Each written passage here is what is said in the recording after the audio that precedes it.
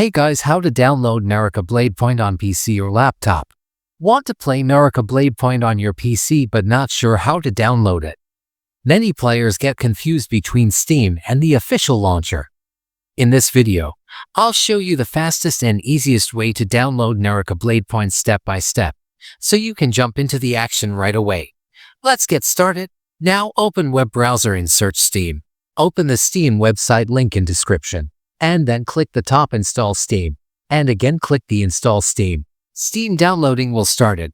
Downloading is completed to click the Show folder. Install Steam from here. My laptop is already installed. After that, open Steam and create an account.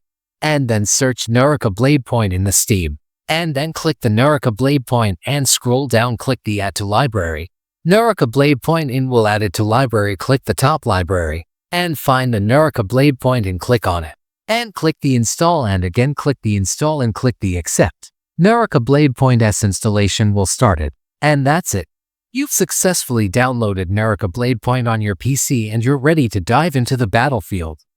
If this tutorial helped you, make sure to like, subscribe, and comment for more gaming guides and easy tech tips.